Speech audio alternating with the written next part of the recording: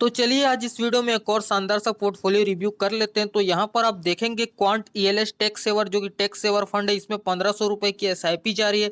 Kotak emerging equity fund जो mid cap sector का fund है, यहाँ पर 1000 रुपए की एसआईपी जारी है। और एचडीएफसी मल्टी कैप फंड में देखें तो 1500 रुपए की एसआईपी जारी है। और कोटक फ्लेक्सी कैप फंड में भी यहाँ पर जो है 1000 रुपए की एसआईपी जारी है। तो आज हम इस पोर्टफोलियो को कंप्लीट तरीके से रिव्यू करने वाले, आपको एक एक चीज बिल्कुल बारीकी के साथ बताने वाले, तो वीडियो को पूरा जरूर देखना। तो चलिए वीडियो स्टार्ट करते हैं। तो सबसे पहले तो चलिए यहाँ पर हम बात करते हैं quant ELSS tax saver fund. ये टैक्स सेवर फंड है, जैसा कि आप सभी को पता है, ईएलएस टैक्स सेवर फंड। तो इसका मैं सबसे पहले तो रिटर्न्स वगैरह बता देता हूं। तो इसका रिटर्न्स देखेंगे तो 1 साल का 36% से ज्यादा का देखने को मिला, 3 साल का 33%, 5 साल का 31%, ऑल टाइम देखेंगे तो ये भी आपको 22% का रिटर्न देखने को मिला है। काफी सही फंड है, इसमें कोई दिक्कत वाली बात नहीं है। अब चलिए इसके सबसे पहले तो मैं आपको बेंचमार्क बता देता हूं। तो इसका बेंचमार्क देखेंगे तो आपका निफ्टी 500 टीआरआई इसका बेंचमार्क है quant ELSS tax saver fund का। तो इसका जो 1 साल का बेंचमार्क देखेंगे तो इसने बेंचमार्क को पूरी तरीके से बीट कर दिया है। इसका 1 साल का रिटर्न देखने को मिला है 36% का, जबकि बेंचमार्क का देखेंगे तो लगभग 30% का देखने को मिला है। यानी कि इस फंड ने अपने बेंचमार्क को भी कंप्लीट तरीके से यहाँ पर जो है इसे बीट कर दिया है। अब यहाँ पर इसके ओवरलैपिंग की बात की जाए तो देखिए, ओवरलैपिंग की बात तो हम बाद में करेंगे। इसमें जो स्मॉल कैप फंड भी ऐड है क्वांट का, तो दोनों का मैं आपको ओवरलैपिंग भी बताऊंगा कितना कितना आपको देखने को मिला है। अब चलिए यहाँ पर बात कर लेते हैं कोटक इमर्जिंग इक्विटी फंड। इसमें भी आपका 1000 रुपए का एसआईपी जा रहा है। तो इसका भी रिटर्न्स वगैरह देख लेते हैं। तो 1 साल का 35%, 3 साल का 27%, 5 साल का 24%, ऑल टाइम भी देखेंगे तो 21% का देखने को मिला है। काफी शानदार है, इसमें भी दिक्कत वाली बात नहीं है। अब इसके भी मैं आपको बेंचमार्क के बारे में बताऊं तो इसका बेंचमार्क क्या है, आप सभी को जैसा कि पता है, निफ्टी मिड कैप 150 टीआरआई इसका बेंचमार्क आपको देखने को मिल जाता है। तो इसके 1 साल के बेंचमार्क को देखेंगे तो लगभग इसका 1 साल का रिटर्न देखेंगे कोटक इमर्जिंग इक्विटी फंड का, तो लगभग इसका 35% करा है। लेकिन इसका बेंचमार्क का देखेंगे तो लगभग 49% का देखने को मिला है। यानी कि ये जो फंड है इसके बेंचमार्क को पूरी तरीके से बीट नहीं कर पाएगा। ये तो 1 साल में ये जो देखने को मिला है, लेकिन ऑल टाइम में देखेंगे तो इसने अपने बेंचमार्क को बीट कर दिया है।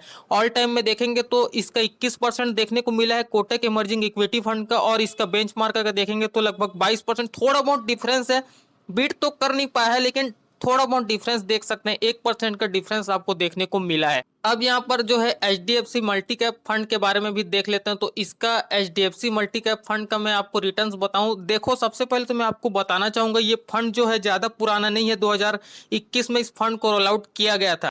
2021 के लगभग एंड में आया था, ये नवंबर में आया था ये फंड। तो इसका बेंचमार्क देखेंगे तो इसका निफ्टी 500 है। और इसका एचडीएफसी मल्टी कैप का पिछले 1 साल का रिटर्न देखेंगे तो लगभग 39% का देखने को मिला है। लेकिन इसका जो बेंचमार्क है इसका लगभग 35% देखने को मिला है। यानी कि देखेंगे तो बेंचमार्क को तो इसने पूरी तरीके से बीट कर दिया, इसमें दिक्कत वाली बात नहीं है। लेकिन ये फंड यहाँ पर ज्यादा पुराना नहीं है। इसके रिटर्न्स भी देखेंगे तो आपको काफी हाई हाई देखने को मिला है। ऑल टाइम रिटर्न भी देखेंगे तो लगभग आपको 62% से ऊपर का देखने को मिला है ऑल टाइम रिटर्न। लेकिन फ्यूचर में क्या आपको ये 62% का रिटर्न देगा? मुझे तो नहीं लगता है ऐसा कुछ हो पाएगा। तो मैं आपको फिर भी इसका सभी रिटर्न्स को बता देता हूं। तो 3 महीने का रिटर्न देखेंगे तो लगभग 14% का, 6 महीने का देखेंगे तो 25% का रिटर्न, 1 साल का देखेंगे तो 45% का, ऑल टाइम देखेंगे तो 62% का लगभग ऑल टाइम रिटर्न देखने को मिला है। लेकिन फ्यूचर में मुझे नहीं लगता आपको इतने ज्यादा रिटर्न देखने को मिलेंगे, मे भी आपको कम भी देखने को मिल सकता है। फिर भी हम एग्जैक्ट रिटर्न देखें तो लगभग 20% या 17% भी मान सकते हैं। बाकी फंड तो सही है, लेकिन ये फंड को ज्यादा टाइम नहीं हुआ है आए हुए, लगभग 2021 से आया है, 21, 22, 23, लगभग 3 साल हो चुके हैं इस फंड को। तो आगे देखते हैं कि आपको किस तरीके से ये फंड परफॉर्मेंस करके देता है। अभी तो फिलहाल कुछ कह नहीं सकते, और इससे ज्यादा एक्सपेक्टेशन लगाया भी नहीं जा सकता फ्यूचर में।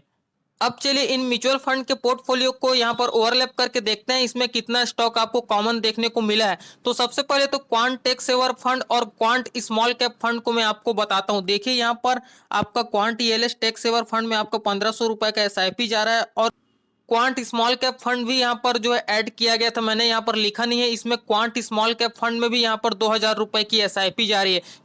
यानी कि दो फंड आपको क्वांट के देखने को मिल जाता है। यहाँ पर जो है लगभग एक आपका टैक्स सेवर फंड हो जा रहा है क्वांट का, और दूसरा यहाँ पर स्मॉल कैप फंड हो जा रहा है क्वांट का। मैंने यहाँ पर क्वांट स्मॉल कैप फंड नहीं लिखा, इसमें भी आपको 2000 रुपए का एसआईपी जा रहा है। और टोटल आपका जो एसआईपी यहाँ पर 7000 रुपए का आपको देखने को मिल जाएगा। तो यहाँ पर मैंने थोड़ा सा मिस्टेक कर दिया, मैंने यहाँ पर क्वांट स्मॉल कैप को यहाँ पर लिखा नहीं है, आप इसे मान लीजिए, कोई दिक्कत वाली बात नहीं है। लगभग आपका 4 फंड में आपका पैसा यहाँ पर इन्वेस्ट हो रहा है। ठीक है, तो सबसे पहले तो चलिए मैं आपके यहाँ पर मैं आपको बता देता हूँ क्वांट टैक्स सेवर फंड और क्वांट स्मॉल कैप फंड। जैसे कि मैंने आपको बताया 2 फंड आपका क्वांट का है, तो इन दोनों के बीच का लगभग ओवरलैप देखेंगे तो 30% का देखने को मिला है। और लगभग दोस्तों यहाँ पर जो है 18 स्टॉक आपको कॉमन देखने को मिला है, जबकि यहाँ पर कोटक इमर्जिंग इक्विटी फंड और कोटक फ्लेक्सी कैप फंड का देखें तो लगभग आपको जो ओवरलैप देखने को मिला है 23% का ओवरलैप देखने को मिला है। और इसमें जो लगभग 23 कॉमन स्टॉक देखने को मिला है, यानी कि 23 स्टॉक इसमें भी आपको देखने को मिला है और 23 स्टॉक यहाँ पर फ्लेक्सी कैप फंड में भी आपको देखने को मिला है। तो लगभग 23 स्टॉक कॉमन आपको देखने को मिले हैं। ये तो रही बात ओवरलैपिंग की। तो अब मैं आपको इसके फंड मैनेजर्स के बारे में भी बता देता हूं। तो क्वांट ईएलएस टैक्स सेवर में जो फंड मैनेजर है वो आपको सेम क्वांट स्मॉल कैप के फंड में भी जो इस फंड मैनेजर है आपको देखने को मिले। दोनों के फंड मैनेजर लगभग सेम है, तो आपको टेंशन लेने की जरूरत नहीं है, ये आपको अच्छे खासे रिटर्न्स बना के दे देंगे। इसमें दिक्कत वाली बात नहीं है। फ्यूचर में रिटर्न्स गिरने के मुझे नहीं लगते कोई ज्यादा आपको कोई चांस देखने को मिलेगा। ये फंड मैनेजर, दोनों फंड मैनेजर सेम है, इसमें दिक्कत वाली बात नहीं है। ये आपके रिटर्न्स को पूरी तरीके से मेंटेन करके चलेंगे। फ्यूचर में ये फंड आपको जबरदस्त परफॉर्मेंस देखने को मिल सकते हैं। अब यहाँ पर बात करें कोटक इमर्जिंग और कोटक फ्लेक्सी कैप, तो इसमें भी लगभग आपको फंड मैनेजर्स में चेंजेस नहीं हुए हैं, लगभग सेम ही आपको फंड मैनेजर्स दिए गए हैं। इसमें जो 3 साल से लगभग फंड मैनेजर वही के वही हैं, अभी भी वही है, इसमें दिक्कत वाली बात नहीं है। और इसमें भी आपको वही देखने को मिले हैं फंड मैनेजर्स, तो इसमें भी किसी भी तरीके का चेंजेस नहीं हुआ है। कोटक के म्यूचुअल फंड की बात की जाए तो इसमें भी दिक्कत वाली बात नहीं है। आपके रिटर्न्स पर ज्यादा कोई इम्पैक्ट देखने को नहीं मिलेगा। वही फंड मैनेजर से आपके पैसे को दोनों फंडों में यूज में लिया जा रहा है, तो दिक्कत वाली बात नहीं है। फ्यूचर में आपका रिटर्न्स गिरने के कोई चांस देखने को नहीं मिलते। हालांकि आप यहां पर क्या कर सकते थे कि यहां पर इस कोटक फ्लेक्सी कैप फंड की जगह आप यहां पर पारंपरिक फ्लेक्सी कैप फंड के भी साथ जा सकते थे, लेकिन कोई दिक्कत वाली बात नहीं है। ऐसा नहीं है कि आपने गलत फंड चूज किया, ऐसा नहीं है। ये भी फंड आपको काफी जबरदस्त देखने को मिल जाता है। फ्लेक्सी कैप फंड कोटक का, ये भी फ्यूचर में आपको जबरदस्त फंड बनाकर जरूर देगा। तो ओवरलैपिंग तो मैंने आपको बता दिया, कुछ इस तरीके से आपको ओवरलैपिंग देखने को मिला है। क्वांट ईएलएस फंड और क्वांट स्मॉल कैप फंड का इसमें लगभग 30% का ओवरलैप देखने को मिला है और 18 स्टॉक आपको मोस्टली कॉमन देखने को मिला है। और कोटक इमर्जिंग इक्विटी फंड में भी लगभग आपको जो है देखिए 23% का कॉमन स्टॉक देखने को मिला है और यहाँ पर जो 23% तो ओवरलैप भी देखने को मिला है। अब चले यहाँ पर मेन फैक्टर्स की बात कर लेते हैं। आपका टोटल एसआईपी यहाँ पर 7,000 रुपये का पर मंथ जाने वाला है। अब आप सोचेंगे ये तो मैं काउंट कर रहा हूँ तो 7,000 नहीं हो रहा है, लेकिन मैंने यहाँ पर एक फंड यहाँ पर मिस कर दिया, इसमें क्वांट स्मॉल कैप फंड भी इंक्लूड था, तो उसको मैंने यहाँ पर मिस कर दिया। उसमें भी लगभग 2,000 रुपये की एसआईपी जा रही है, तो टोटल मिला के आपका 7,000 रुपये का एसआईपी यहाँ पर जा रहा है। मिस्टेक के लिए थोड़ा सा माफी चाहूंगा। और यहाँ पर एक्सपेक्ट रिटर्न निकल कर आ रहा है लगभग 17% का। और ड्यूरेशन तो बाकी मैं आपको 10 साल से लेकर अगले 30 साल तक का फुल कैलकुलेशन मैं आपको बताने वाला हूँ। तो चलिए सबसे पहले तो कैलकुलेशन को मैं आपको बता देता हूं। तो यहाँ पर आप देखेंगे तो 10 साल में आपका फाइनल कॉर्पस देखने को मिल रहा है लगभग 22,09,446 रुपए का आपको ये फाइनल कॉर्पस देखने को मिल जाएगा 10 साल में। और 15 साल के फाइनल कॉर्पस की बात की जाए तो लगभग 58 लाख का आपको फाइनल कॉर्पस देखने को मिल जाएगा, 58,02,930 रुपए का। जबकि 20 साल के फाइनल कॉर्पस की बात की जाए तो 1.4 करोड़ से भी ऊपर का आपको फाइनल कॉर्पस देखने को मिल रहा है 20 साल में। और बाकी 25 साल में फाइनल कॉर्पस की बात करें तो लगभग 3 करोड़ का आपको फाइनल कॉर्पस देखने को मिल जा रहा है, 3,35,97,702 रुपए का। और 30 साल के फाइनल कॉर्पस की बात करें तो लगभग 7 करोड़ का, लगभग 8 करोड़ मान सकते हैं, 7-8 करोड़ का आपको फाइनल कॉर्पस देखने को मिल जा रहा है। 7,88,03,647 रुपए का आपको ये फाइनल कॉर्पस देखने को मिल जाएगा। तो काफी सही है पोर्टफोलियो, ऐसा नहीं है कि आपको किसी तरीके के कोई चेंजेस करने की जरूरत है, सही है। फंड का सिलेक्शन काफी बढ़िया किया है आपने, जिसने भी इस पोर्टफोलियो को बनाया है। तो आप बेझिझक होकर इस पोर्टफोलियो को आप यहाँ पर कंटिन्यू कर सकते हैं। बहुत अच्छा खासा पोर्टफोलियो आपको देखने को मिल जाता है। तो आप इस पोर्टफोलियो के साथ जाने वाले हैं या नहीं, नीचे कमेंट करके जरूर बताएं। काफी शानदार आपको पोर्टफोलियो देखने को मिल जाता है। बाकी एक चीज है, आपको इसमें जो ओवरलैपिंग देखने को मिल रहा है quant ELSS tax saver fund और क्वांट स्मॉल कैप फंड दोनों में लगभग 30% का ओवरलैप देखने को मिल रहा है और 18 स्टॉक मेनली आपको कॉमन देखने को मिल रहे हैं। लेकिन इसमें एक नेगेटिव पॉइंट बताऊं, हालांकि ऐसा तो नहीं होगा, नहीं होना चाहिए बिल्कुल भी, लेकिन देखो क्या होगा कि 18 स्टॉक में से अगर देखिए आपका कोई भी स्टॉक इसमें अगर बैड परफॉर्म कर जाता है क्वांट ईएलएस फंड में, तो उसका इम्पैक्ट आपको क्वांट के स्मॉल कैप फंड में भी आपको देखने को मिलेगा। हालांकि हो सकता है इसमें जो मेनली कॉमन स्टॉक है ये बड़े बड़े हो सकते हैं, हो सकता है एचडीएफसी का हो सकता है, तो बड़े बड़े सेक्टर का तो यहाँ पर गिरने का चांस होता ही नहीं है, तो कोई दिक्कत वाली बात नहीं है। तो मैं आपको बता देता हूँ इसमें कौन कौन से स्टॉक आपको कॉमन देखने को मिले हैं। तो मैं सबसे पहले तो यहाँ पर क्वांट का ईएलएस फंड का मैं आपको बता देता हूँ, और स्मॉल कैप फंड का भी मैं आपको बता देता हूँ। तो रिलायंस इंडस्ट्री लिमिटेड दोनों में आपको कॉमन देखने को मिला है, स्मॉल कैप और ईएलएस में। अदानी पावर लिमिटेड भी दोनों में सेम देखने को मिला है। जियो फाइनेंस लिमिटेड ये भी सेम देखने को मिला है। टीआरआई पार्टी रेपो ये जो कोई कंपनी है इसमें आपको कॉमनली देखने को मिला है। पंजाब नेशनल बैंक भी इसमें देखने को मिला है। बीएससी लिमिटेड ये भी आपको देखने को मिला है, और यहाँ पर आरबीएल बैंक लिमिटेड ये भी आपको देखने को मिला है। तो ऐसे कुछ गिने गिने स्टॉक इसमें मेनली कॉमन देखने को मिला है।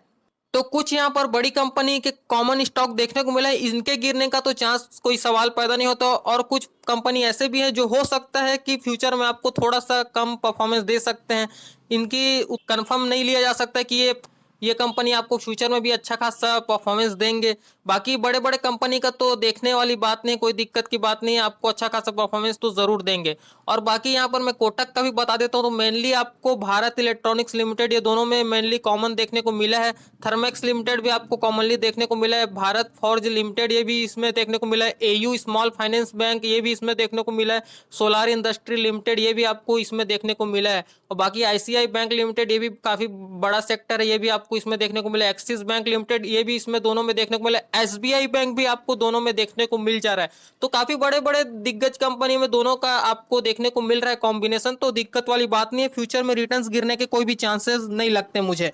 तो बाकी फंड बहुत अच्छा खासा आपको देखने को मिल जाता है। आप इस पोर्टफोलियो को जरूर अपने पोर्टफोलियो में यहाँ पर ऐड कर सकते हैं। तो आप कुछ इस तरीके से भी अपना पोर्टफोलियो तैयार कर सकते हैं, कोई दिक्कत वाली बात नहीं है। सो आई होप दोस्तों आपको सब कुछ ए टू जेड समझ में आ गया होगा। बाकी आप इस पोर्टफोलियो के साथ जाना चाहें तो आप जा सकते हैं, नीचे कमेंट करके जरूर बताएं अगर आप इस पोर्टफोलियो को कंटिन्यू करेंगे तो। बाकी दोस्तों आपको वीडियो कैसी लगी नीचे कमेंट करके जरूर बताएं। बाकी कैलकुलेशन को तो आपने देख लिया, कैलकुलेशन में कोई भी तरीके का कोई काट छाट नहीं है, आपको एग्जैक्ट कैलकुलेशन देखने को मिल सकता है। 7 करोड़ का आप फाइनल कॉर्पस बना सकते हैं लॉन्ग टर्म में। दोस्तों मुझे उम्मीद है आपको सब कुछ ए टू जेड समझ में आ गया होगा। बाकी आपको किसी भी तरीके का कोई भी प्रॉब्लम होता है नीचे कमेंट करके आप मुझसे पूछ सकते हैं, आपके कमेंट का मैं रिप्लाई जरूर करूंगा। अगर आप बाकायदा किसी पोर्टफोलियो को रिव्यू कराना चाहते हैं तो आप उसको भी आप कमेंट कर सकते हैं। नेक्स्ट वीडियो जल्द उसके ऊपर आपको देखने को मिल जाएगी। तो दोस्तों बाकी वीडियो पसंद आती है तो यार वीडियो को लाइक जरूर कर देना। बाकी चैनल को अगर आपने सब्सक्राइब नहीं किया उसको भी याद से जरूर कर देना। बाकी दोस्तों हम आपसे मिलते हैं जल्द किसी नेक्स्ट वीडियो में, तब तक के लिए देखते रहे। Thanks for watching guys, bye bye, have a great day.